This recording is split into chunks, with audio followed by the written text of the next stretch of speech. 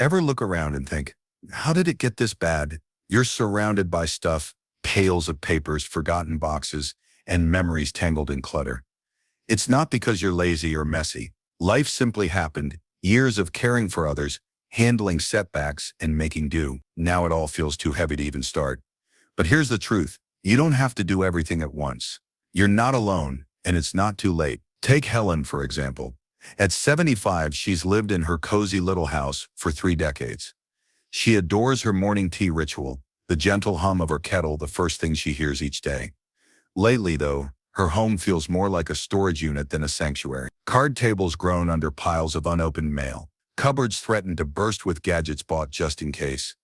Every doorway seems to beckon. Clean me, and every time she reaches for a bag to donate, she freezes. It's easy to blame yourself when the clutter feels overwhelming. But here's the good news. You don't have to tackle every drawer, shelf, and box in one marathon session. In this script, you'll discover 9 simple, stress-free steps to chip away at that chaos. One bite at a time, we'll explore everything from tiny victories that spark motivation to game-changing habits that will keep clutter from creeping back into your life. And trust me, step 7 is the turning point. Once you master that, your clutter won't stand a chance. Stick around, because by the end you'll feel lighter, more in control, and ready to transform your home into the peaceful retreat you deserve. If you're hungry for more life-simplifying strategies, hit that like button, subscribe, and let's get started on the path to calm. Step 1, the one small win rule. Imagine standing in front of your sock drawer. Yes, that one with mismatched pairs and faded elastic, and thinking, that's it, I can do this. That's exactly what Helen did. She decided not to empty her entire closet or conquer the entire living room, but to tame her sock drawer first. In just 5 minutes, she tossed the holes and repaired the pairs, neatly arranging what remained. The result wasn't a sparkling home makeover, but a small, shining victory, and it felt incredible. That spark of accomplishment releases dopamine, the brain's feel-good chemical, which motivates you to keep going.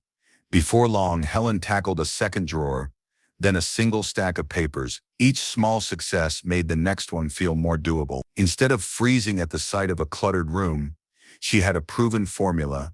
Pick one tiny area, clear it, and savor your achievement. That momentum carried her through the next day and the next, until decluttering felt less like climbing a mountain and more like walking across the yard. You don't need to clear a whole room today. Find the one clutter hotspot that drives you crazy. Maybe it's a kitchen spice rack, a bedside table, or the corner of your desk piled high with notebooks. Spend 5 minutes on it. Notice the sense of relief as soon as you finish.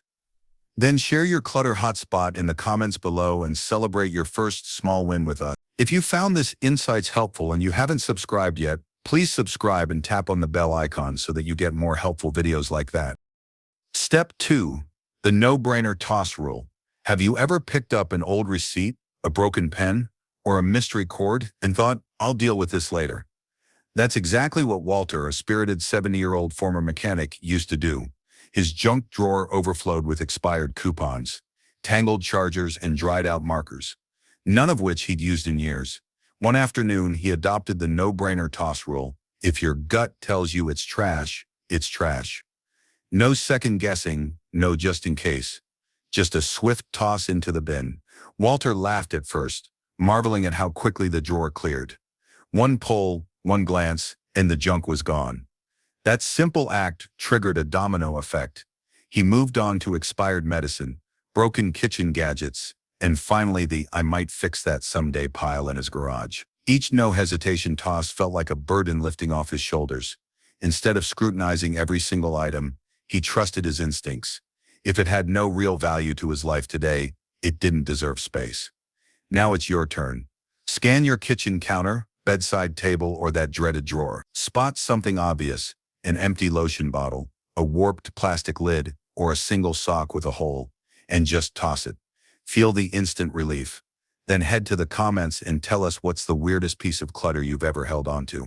We're all in this together. Step 3, the 10-minute declutter sprint.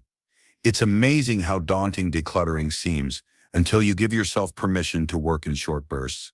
Martha, a retired nurse of 68, dreaded the thought of spending hours sorting her papers, so she never started. Then she discovered the 10-minute declutter sprint. Set a timer, grab a bag and move as fast as you can. No overthinking. In 10 minutes, her dining room table went from a minefield of mail and magazines to a clean workspace. That timer creates a sense of urgency that banishes procrastination. You're not overanalyzing whether to keep or toss. You're just doing. When the buzzer goes off, you stop. No guilt, no pressure. If you're on a roll, you can always reset the timer for another round. If not, you've still accomplished something tangible. Martha found that her 10-minute sessions became part of her routine. Some days she did 1, other days she did 3. But every sprint left her feeling empowered. Pick a target, a nightstand, a single shelf, even that stack of reading material by your favorite chair, and sprint for 10 minutes. When the timer rings, pause, celebrate your progress, then share your 10-minute target below. What small area will you conquer first? Step 4, the 3-second rule for letting go. Decision fatigue is real. Frank, a 73-year-old retired teacher, stood in front of his closet for hours, holding on to sweaters he never wore, gadgets he no longer needed, and knickknacks that held little meaning. He was paralyzed by indecision, thinking, what if I need this someday? Then he learned the 3-second rule. If it takes longer than 3 seconds to decide, it probably doesn't deserve a spot in your home. It sounds harsh, but it taps into your gut instinct. Your subconscious already knows what you truly value. If an item doesn't elicit a quick yes, it's taking up space for the wrong reasons. Guilt, obligation, or nostalgia. Frank tried it one afternoon. He grabbed sweaters in succession, held each for 3 seconds, and donated 20 items in under 10 minutes. The liberating surge of space far outweighed any fleeting pang of regret. What about you? Pick something you've been wrestling over, a dusty vase, an old cardigan, a gadget with missing parts, and apply the 3-second rule. If you hesitate, let it go. Then let us know in the comments, what was the hardest thing for you to release? Step 5, the one-touch sorting system. Pile shifting is the cardinal sin of decluttering. Alice, a 68-year-old grandmother, had 3 piles in every room: keep, maybe, and toss. Weeks later, every pile still sat on her floor untouched. That's when she discovered the one-touch system. When you pick up an item, you immediately decide keep, donate, or trash. No setting it down, no maybe pile. Alice set out 3 boxes, labeled them, and went to work. Every time she lifted an item, she made a decision. Books she loved went into keep, unused puzzles went to donate, broken picture frames went to trash. Within an afternoon, her closet was transformed, and every item she touched was out of her house or neatly stored. That instant sorting prevents clutter from lingering in limbo. Grab 3 bags or boxes right now. Choose a cluttered zone, your kitchen counter, bathroom shelf, or entryway table, and touch each item only once. If you haven't handled your mail, keys, or reading glasses in months, it's time to decide. Then share which items you kept, donated, and tossed. You'll be amazed at how quickly progress happens when you only touch each thing a single time. Step 6. Declutter sentimental items without regret. Sentimental clutter is the toughest. Joe, a 74-year-old former firefighter, had shoeboxes overflowing with birthday cards, ticket stubs, and letters from loved ones. He dreaded sorting them, fearful of discarding memories. Then a friend suggested, keep the memory, not the stuff. Joe began photographing each card and memory-filled object, creating a digital album that he could revisit anytime. Once the photos were safely stored, he selected just 2 or 3 true treasures: a wedding invitation, a grandchild's first drawing, a letter from his late wife, and let the rest go. The relief was instantaneous. His shelves had breathing room, and his heart still carried every memory. You can do the same. Choose one sentimental item you've been avoiding, snap a photo, and ask yourself, does the physical object add value or is the memory enough? If you're ready, let it go with gratitude. Then in the comments, tell us, what sentimental item did you photograph and release? If you're finding this helpful, please subscribe for more tips that simplify life and honor the past without letting it weigh you down. Step 7. The one in, one out rule. Clearing clutter is only half the battle. Preventing it from returning is the other half. Linda, a 67-year-old retired teacher, discovered this when her newly organized kitchen cabinets filled back up after a few months. She realized that every new mug, gadget, or dish she acquired stayed, while nothing ever left. That's when she adopted the one in, one out rule.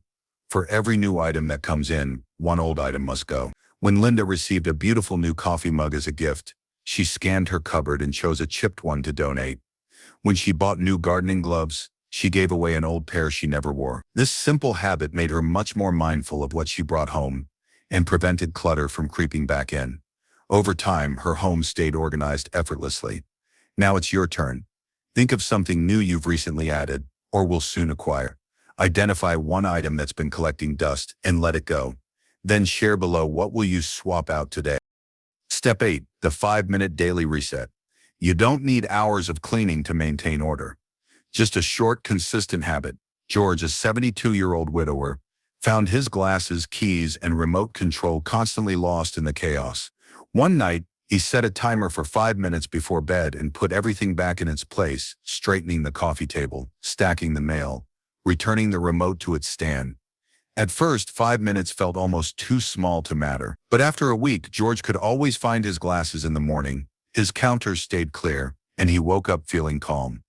That nightly reset transformed his routine, and he looked forward to it as a moment of quiet accomplishment. Before you go to bed tonight, set a timer for 5 minutes. Choose one small area, your nightstand, kitchen counter, or entryway, and reset it completely. Then let us know what's the one item you always seem to misplace.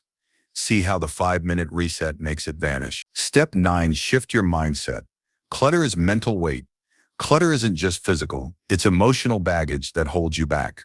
Ellen, a spirited 77-year-old, realized this after staring at boxes of knickknacks and old bills.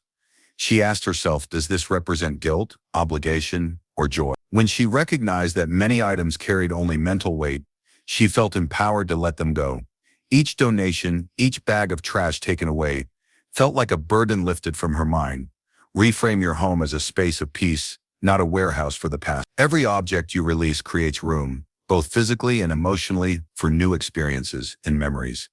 Imagine waking up tomorrow in a room that feels spacious, light, and welcoming rather than cramped and oppressive. Pick one emotional item you've avoided, an old project you never finished, a gift you never liked, a souvenir you never displayed, and release it with intention. Then share what did you let go of today. You've journeyed through 9 powerful steps that transform overwhelm into action. One small win at a time. You discovered that you don't need to empty every shelf in a single day, just choose one tiny area and clear it. You learned to trust your instincts and toss the no-brainers without hesitation. You sprinted through clutter in 10-minute bursts, used a 3-second rule to defeat decision fatigue, and made every touch count with the one-touch sorting system. You honored your memories digitally while freeing physical space, embraced the one-in, one-out rule to prevent future chaos, and adopted a nightly 5-minute reset to keep order. Finally, you shifted your mindset to see clutter as mental weight, not treasures you must guard forever. Remember, you don't need a bigger house to feel free, you need less stuff. Every time you let go of an item that no longer serves you, you reclaim a piece of your life and welcome in clarity, calm, and possibility. If this journey has inspired you, please like this video, share it with a friend who's drowning in their own piles, and subscribe for more senior-friendly tips that simplify your world. You deserve a home that feels like a retreat, not a burden. Start small, build habits, and let go of what no longer serves you. Your future self will thank you for every single step you take today toward peace, space, and freedom.